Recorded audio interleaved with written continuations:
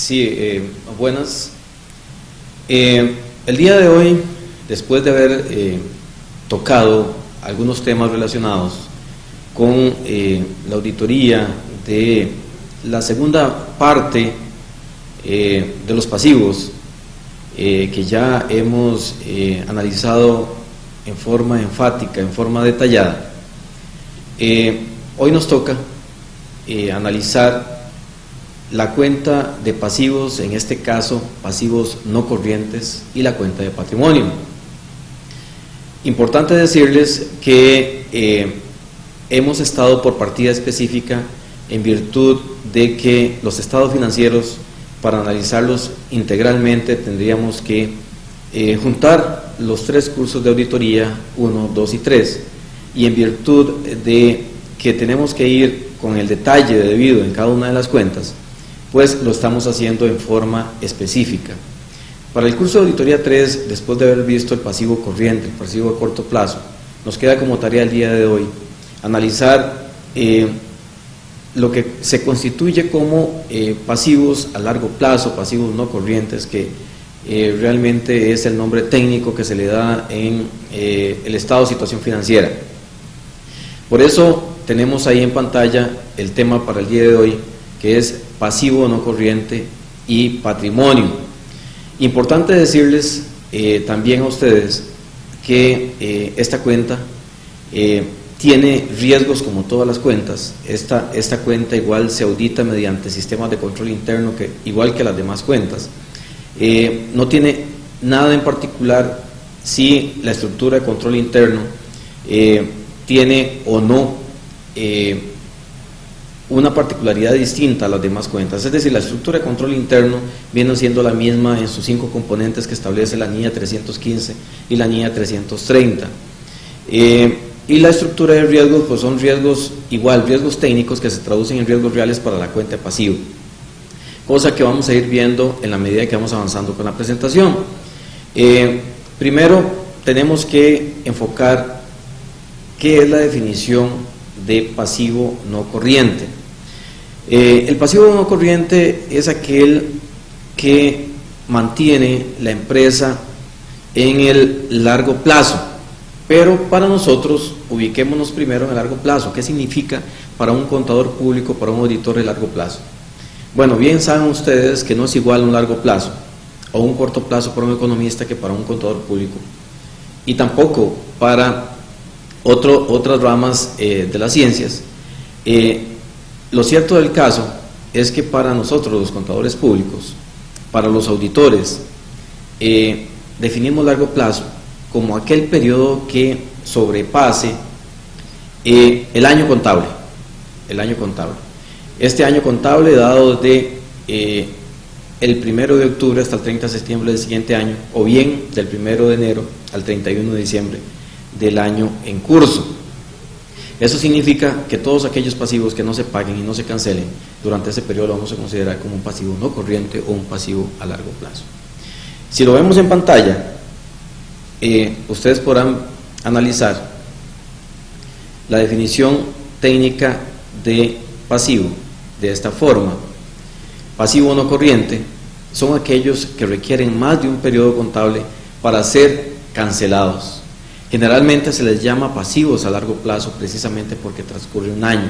Si fuera un economista, por supuesto, el economista consideraría periodos más extensos para decir un largo plazo.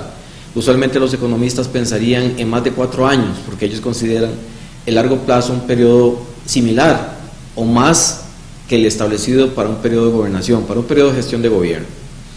Debe entenderse también en auditoría y contabilidad el largo plazo como un periodo que supera el año. Merece especial atención cuando hablamos de pasivos no corrientes, un tipo de pasivo muy particular que es el pasivo indefinido. Bien, vamos a explicar por qué vamos a hacer énfasis en el pasivo indefinido el día de hoy y no el pasivo no corriente como tal.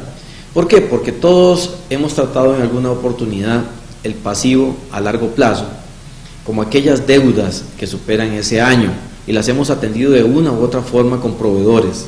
Pues los proveedores nos venden y nosotros como empresa les debemos, y muchas de las deudas se nos pasan del primer año y por eso le vamos a llamar pasivo a largo plazo.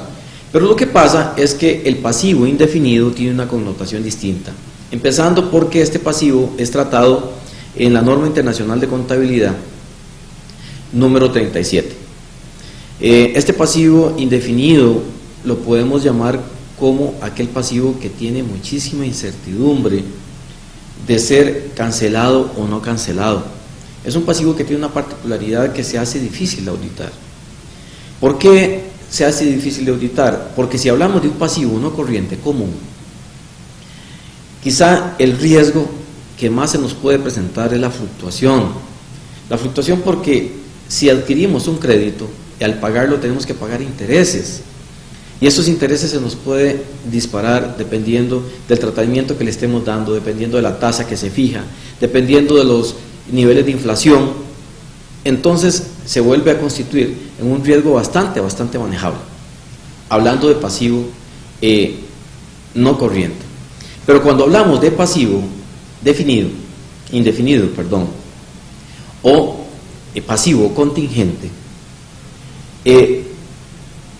la auditoría de esta cuenta se empieza a complicar.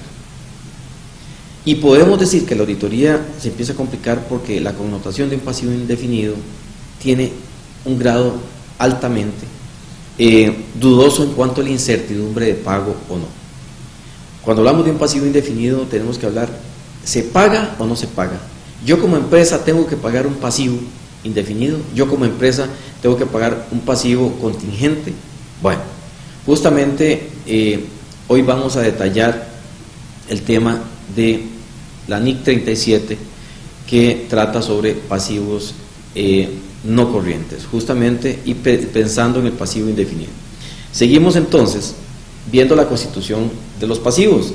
Como ustedes pueden ver, la NIC 37 habla de pasivos estimados y nos habla de provisiones. Sobre todo pensar en un pasivo estimado es hablar de una provisión.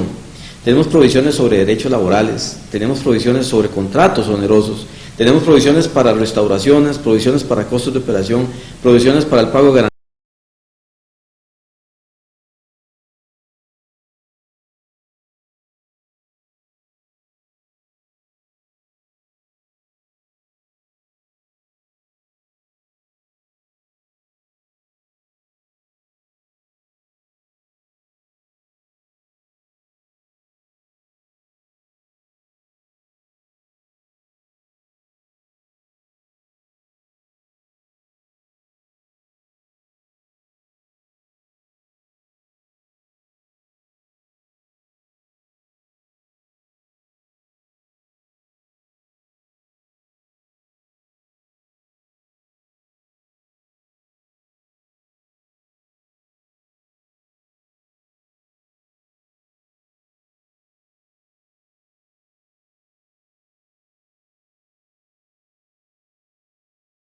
Lo primero que vemos en pantalla es el fluxograma de auditoría.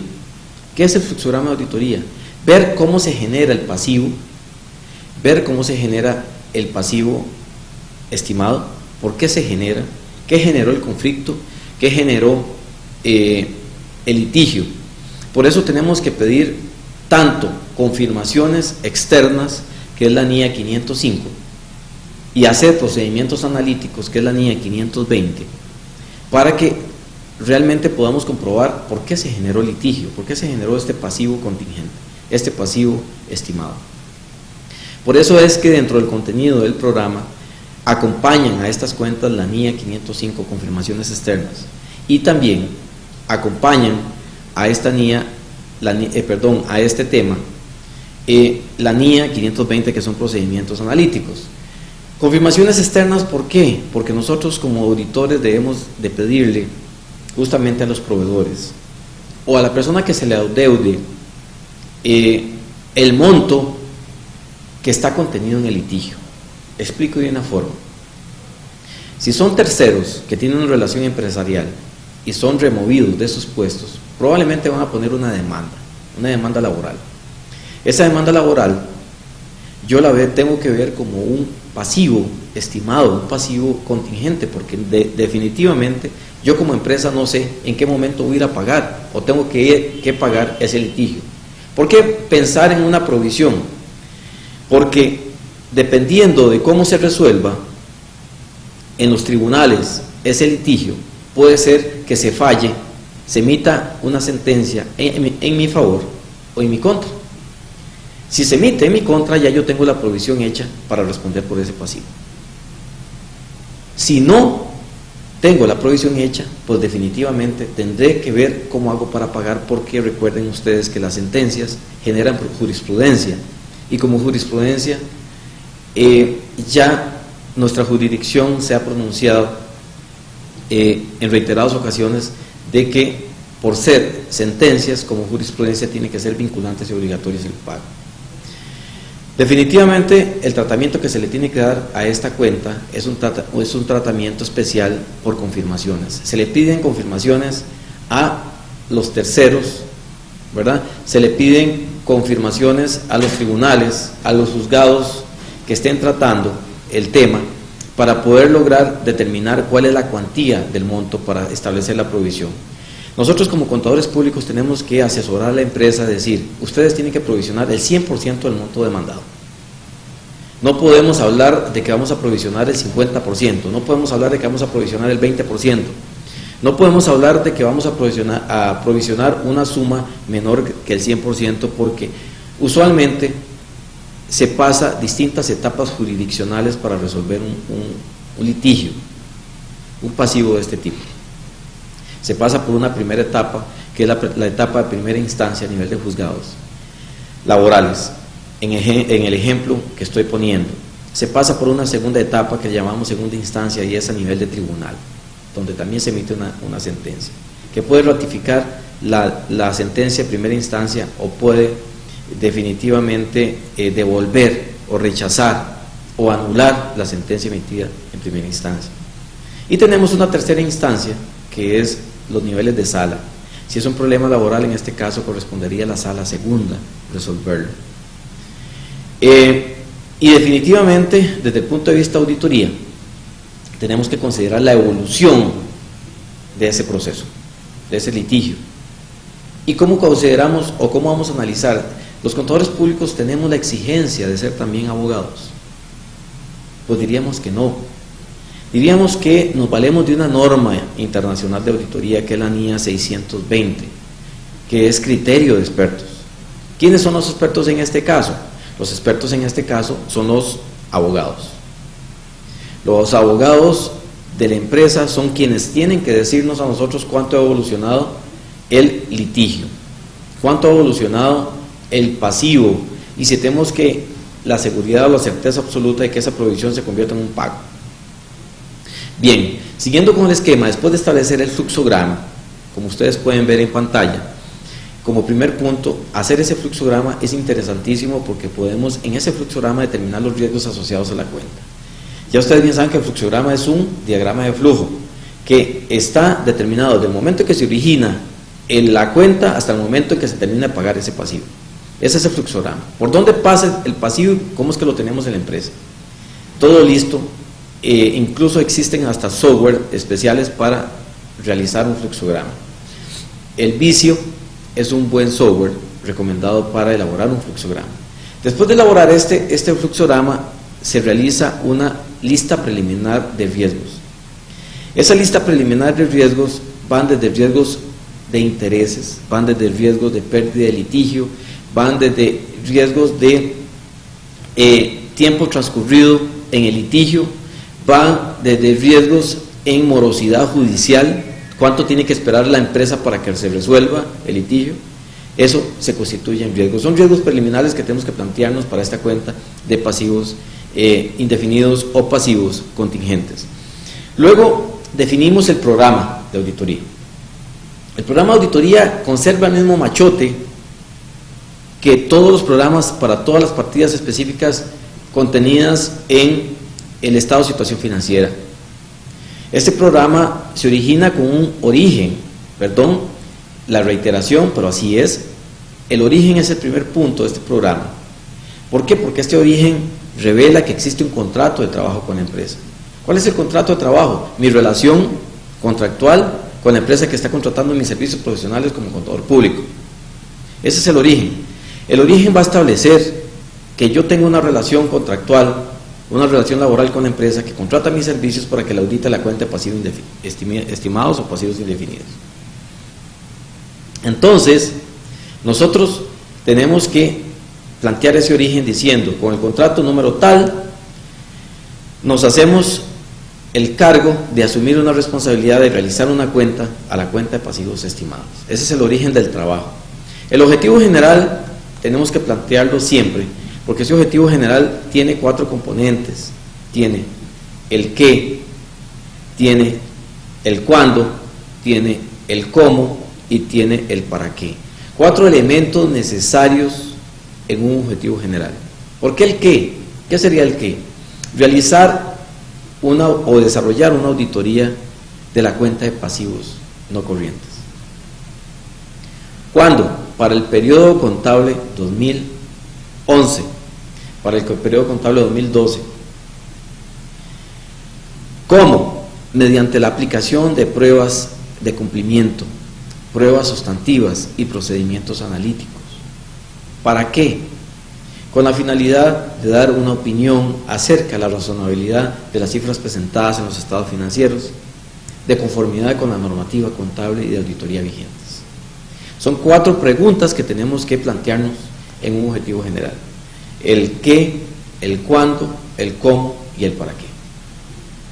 En cuanto a los objetivos específicos, todo lo contrario.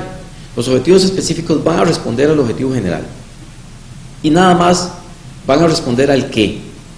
¿Y qué nos va a ayudar el qué? Nos van a ayudar las aseveraciones contables y las aseveraciones de auditoría. Por ejemplo, la cuenta de pasivos. ¿Qué nos sirve saber de pasivos? La integridad de la cuenta. ¿Qué nos sirve saber de pasivos? Los cortes de las deudas, el corte de la cuenta, que es otra aseveración. ¿Qué nos va a servir de los pasivos? El método de evaluación.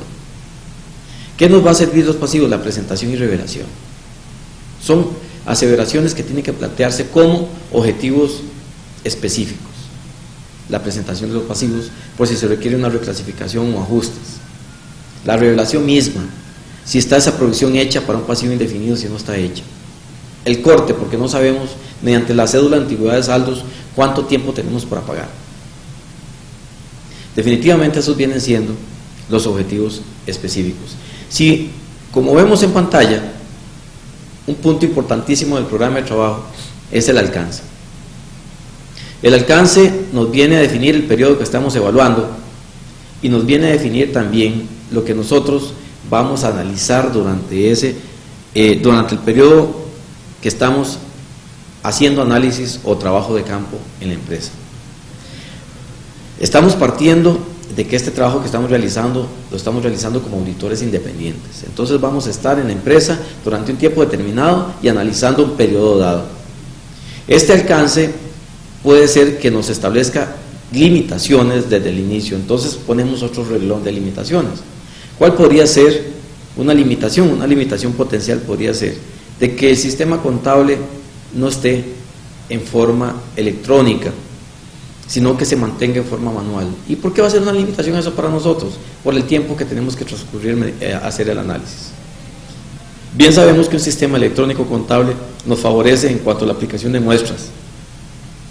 Estas muestras pueden ser muestras matemáticas o no matemáticas. Estas muestras partimos de un sistema de muestreo que puede ser estadístico, matemático, o puede ser un sistema de muestreo selectivo, que ya no es matemático. ¿Por qué selectivo? Porque este muestreo implicaría que el auditor tiene discrecionalidad para seleccionar qué es lo que quiere analizar. Y se le llama selectivo porque se utiliza el juicio profesional del auditor. Y ese juicio profesional del auditor viene dado por 3 elementos básicos que tiene el juicio profesional del auditor: la lógica, la experiencia y la sana crítica. La lógica, la experiencia y la sana crítica le hace a uno pensar en que de repente tenemos una lista de pasivos y vamos a seleccionar tales y tales y tales. ¿Por qué? Por conveniencia de la auditoría, por conveniencia de los resultados y también para mantener los principios éticos de objetividad, independencia.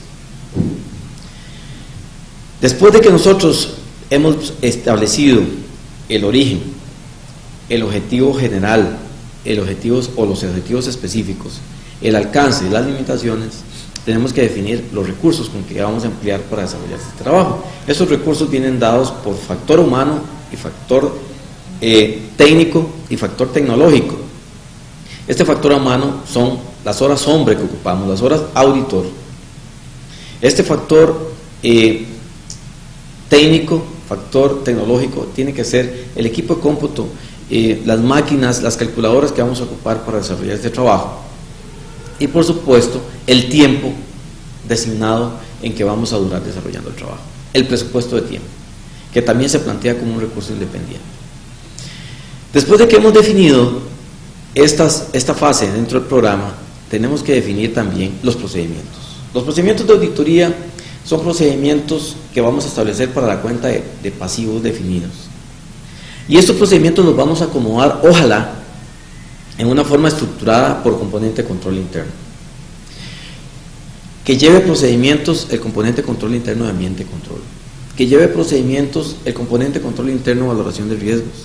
Que lleve procedimientos el componente de control interno de actividades de control. Que lleve procedimientos el componente de control interno sistemas de información y comunicación. Que lleve procedimientos el componente de la estructura de control interno, monitoreo, supervisión. ¿Por qué? Porque eso nos va a facilitar realizar la auditoría en forma completa, evaluando la estructura de control interno para la cuenta específica de pasivos. Esto también nos va a facilitar la obtención de resultados de la aplicación de las pruebas. ¿Cuáles son los procedimientos? ¿Cómo se plantea un procedimiento dentro de cada uno de estos componentes de control? El procedimiento se plantea de una forma imperativa o una forma infinitiva. Es decir, por ejemplo, si estamos hablando de que vamos a hacer una revisión, a desarrollar una revisión, pues en el procedimiento se le pone revise tal cosa o revisar tal cosa. En este caso, pensemos en un objetivo específico. ¿Cuál era un objetivo específico que habíamos planteado para la cuenta de pasivos indefinidos? Por ejemplo, comprobar su existencia.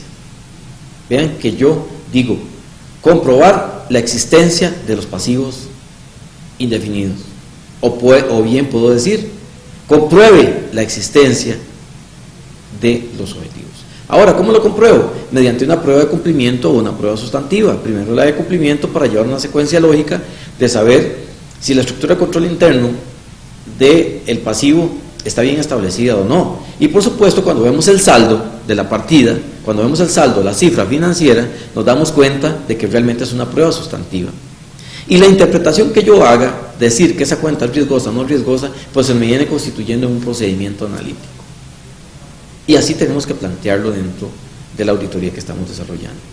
En otras palabras, el insumo más importante dentro de una etapa de auditoría, o más bien, perdón, dentro del proceso de auditoría, es el establecimiento del programa.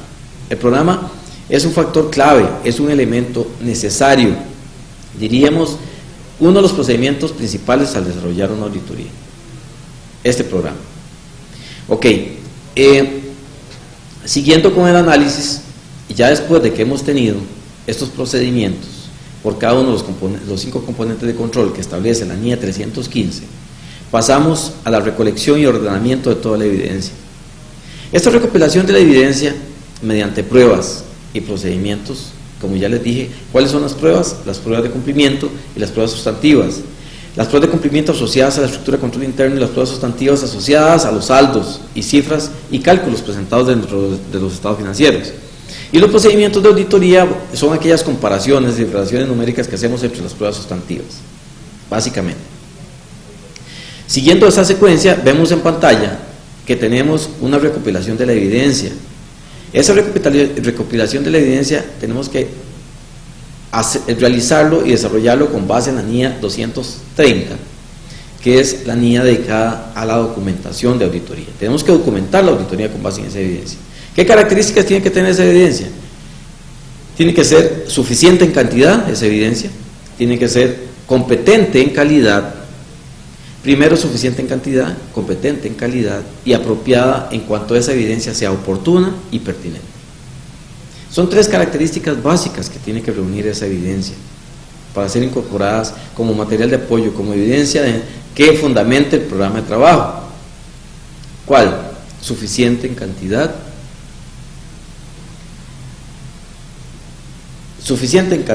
competente en calidad y apropiada en cuanto a la pertinencia y la oportunidad de esa evidencia.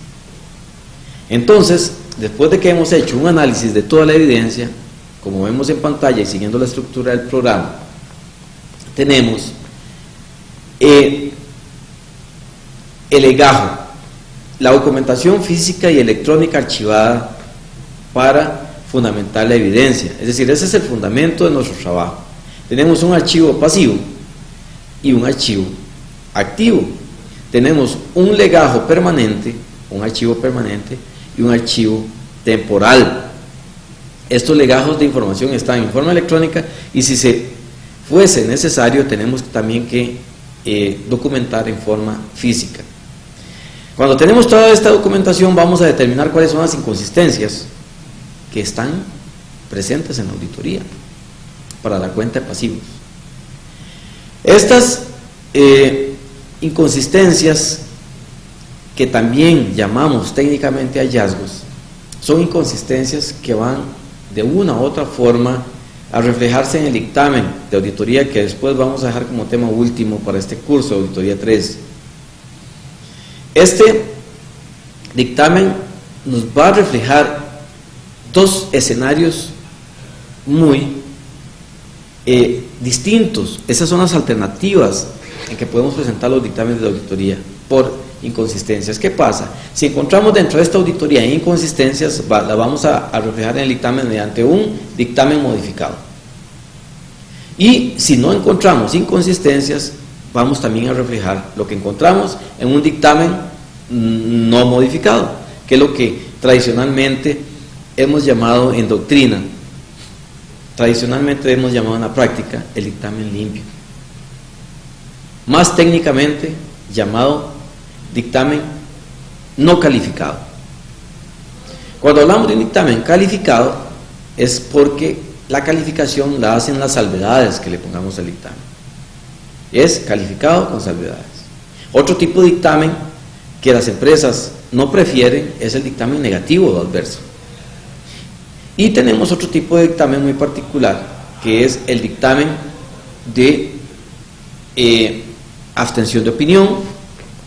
Y por último, el dictamen de párrafo de énfasis, que es otro producto de auditoría que también tiene existencia en la práctica. Siguiendo con la secuencia de ideas y en pantalla tal y como ustedes ven, esas inconsistencias se van a traducir en hallazgos y esos hallazgos se van a ver reflejados para modificar el dictamen o para no modificarlo mediante un dictamen limpio. Seguimos con la secuencia de ideas y vamos a decir que los pasivos estimados se tratan en la NIC número 37, que definen las provisiones como pasivos en los que existe incertidumbre acerca de su cuantía y vencimiento. Se debe reconocer una provisión cuando y solo cuando se dan las siguientes circunstancias, y las vamos a enumerar en pantalla. La entidad tiene una obligación presente de carácter legal o implícita por la entidad como resultado de un suceso pasado. Es decir, en el pasado se nos presentó un conflicto que se tradujo en un litigio judicial y ese litigio pasó un año sin que nosotros hubiésemos pagado. ¿Qué tenemos que hacer? Una inmediata provisión para saber que en cualquier momento tenemos que pagar el litigio en caso de que lo perdamos como empresa. Conste que estoy viéndome como empresa. En este momento yo soy el contador público de la empresa y les tengo que decir, señores, hay un litigio pendiente de tanta suma que hay que pagar. Hagan la provisión. ¿La provisión de cuánto? Del 100%. Eso es por sucesos pasados, pero que se van a reflejar en el futuro. Por eso la particularidad de esta cuenta es la incertidumbre de pago. Segundo, tal y como ven en pantalla, cuando tenemos un pasivo contingente, cuando es probable, es decir, existe mayor posibilidad de que se presente a que no se presente. ¿Cuándo tenemos que establecer esa provisión? Cuando se presente. Que la entidad tenga que desprenderse de recursos que produzcan beneficios económicos para cancelar la obligación.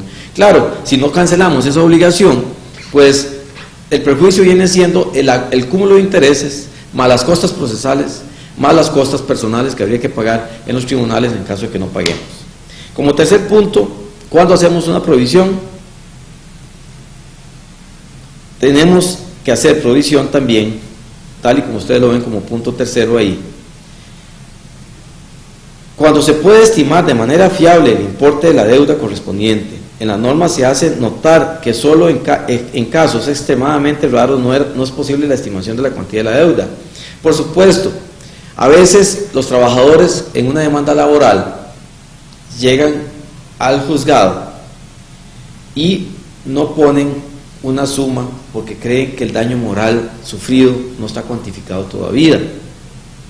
¿Por qué daño moral? Porque recuerden ustedes que un despido injustificado genera un gran problema en una persona que a final de cuentas no va a perdonar de cobrarlo. Si una persona es despedida en forma injustificada, sin apoyo alguno de nuestra legislación, el Código de Trabajo, esa persona va a recurrir a los tribunales a pedir que se le sea indemnizado el daño moral también. Entonces, hay demandas que no aparece definitivamente el monto, porque es un monto que jurídicamente se le llama monto en abstracto. Se llama monto en abstracto o suma en abstracto porque no ha sido cuantificada todavía. ¿Cuándo se va a cuantificar el daño? Cuando se determine que realmente esa persona sufrió un daño moral, un daño psicológico por haber perdido el trabajo y justamente en forma injustificada. Después de que tenemos y hemos definido cuáles son los pasivos estimados, podemos, tal y como vemos en pantalla, categorizar las provisiones. Las provisiones pueden distinguirse de otros pasivos, tales como los acreedores comerciales y otras obligaciones acumuladas o devengadas, que son objeto de estimación, por la existencia de incertidumbre acerca del momento del vencimiento o de la cuantía de los desembolsos futuros necesarios para proceder a su cancelación. Tal y como hemos dicho, no hemos dicho nada nuevo. El pasivo estimado refleja que existe un compromiso futuro que tenemos que pagar o no pagar dependiendo de si concreta o materializa el evento, en este caso un litigio.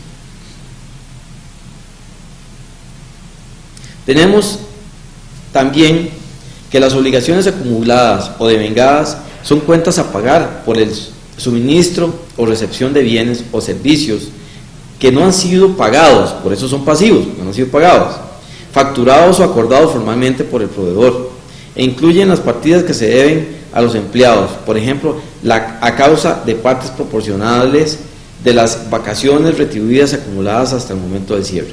¿Qué es lo que pasa? Que nosotros apenas empezamos un ciclo, sabemos que hay un gasto que es inevitable y es el gasto de los costos variables. ¿Cuáles son los costos variables? Justamente la mano de obra. Y esa mano de obra vienen dadas ¿en qué? En factor humano. Y cuando nosotros tenemos factor humano ya tenemos que empezar a hacer una provisión para pasivos, porque al final de cuentas y al final del periodo vamos a estar debiendo ¿qué? Aguinaldos, vamos a estar debiendo preavisos, vamos a estar debiendo vacaciones. Y por eso tenemos que definitivamente establecer una provisión y se constituye como un pasivo.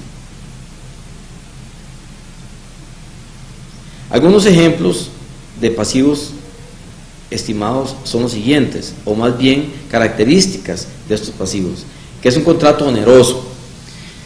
Y decimos oneroso porque los costos son inevitables para cumplir con las obligaciones comprometidas, más aún cuando estas son mayores que los beneficios que se espera recibir.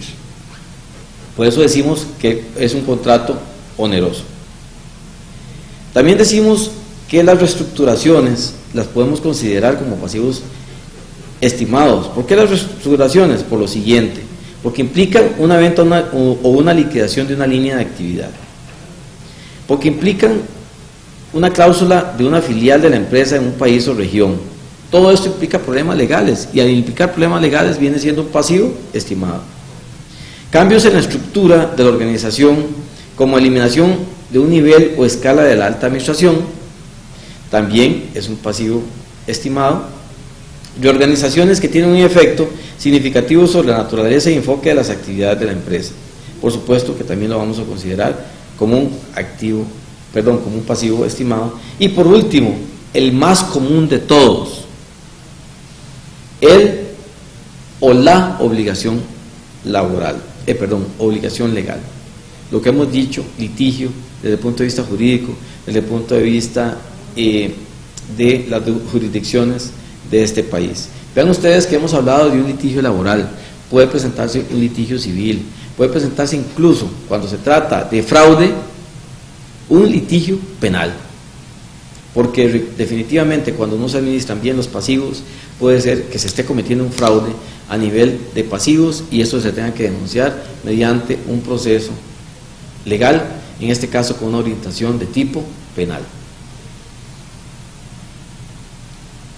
Seguimos con la presentación hablando de los pasivos y como tales nosotros tenemos el tratamiento contable que tenemos que darles. ¿Cuál es el tratamiento contable que tenemos que darle a los pasivos? Bueno, tenemos ahí un cuadro que nos revela lo siguiente: existe una obligación presente que probablemente exija una salida de recursos.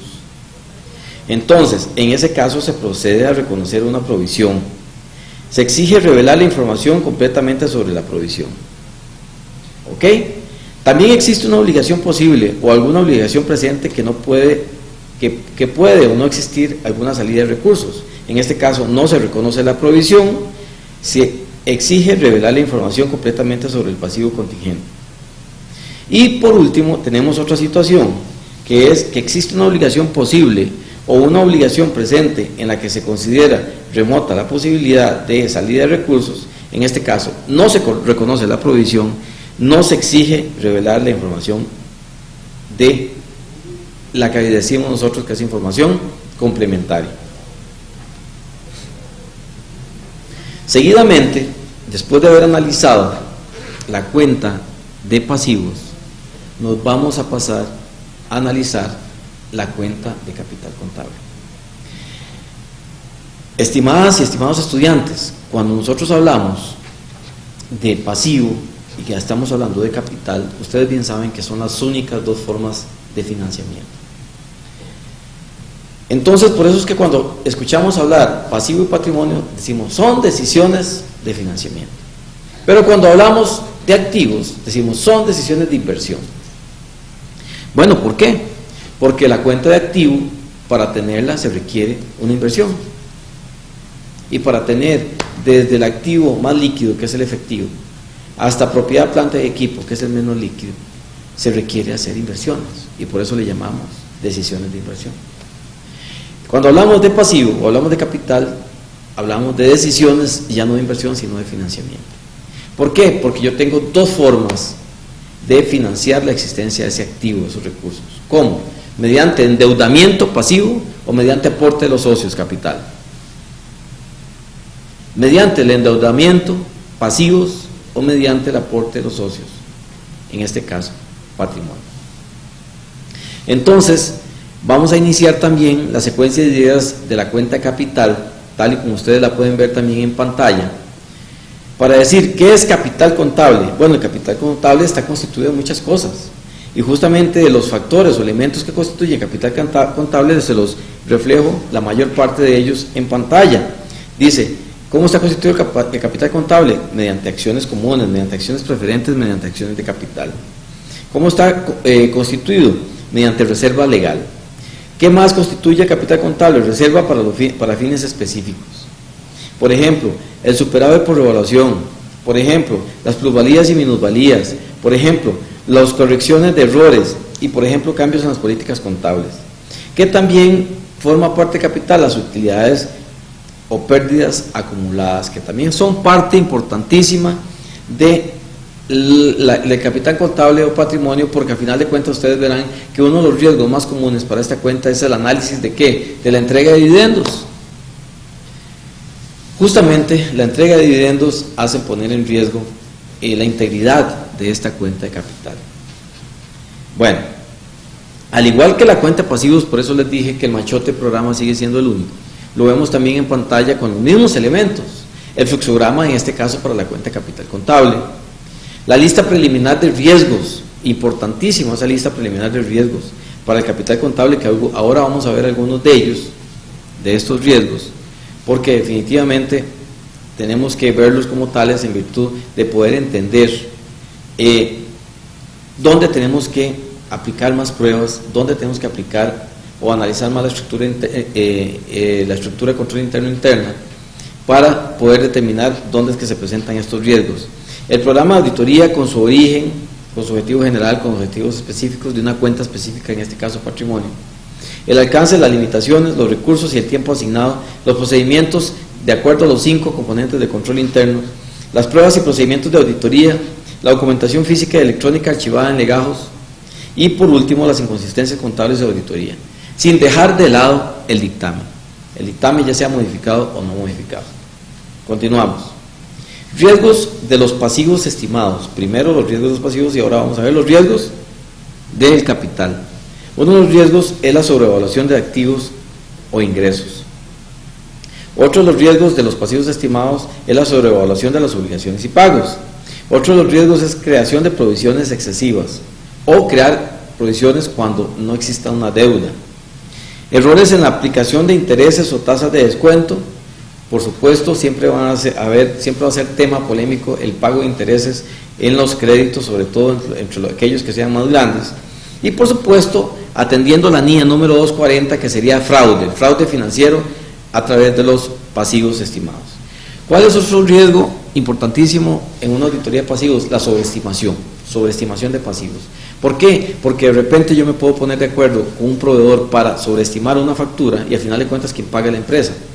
Entonces, eso es un fraude porque yo estoy sobreestimando un monto con el proveedor mediante la figura de colusión y al final de cuentas quien tiene que pagar es mi empresa, es decir, la empresa a la cual yo le presto mis servicios profesionales. Identificación del riesgo también para, ahora ya no para el pasivo, sino para la cuenta de capital. Uno de los riesgos sería el riesgo de mercado, fluctuación del tipo de cambio, efecto inflacionario, las políticas financieras como los intereses, los errores en el registro de la composición de capital contable, los cambios en las políticas de distribución de dividendos, las pérdidas de operación y los litigios, errores en regulación de fraudes.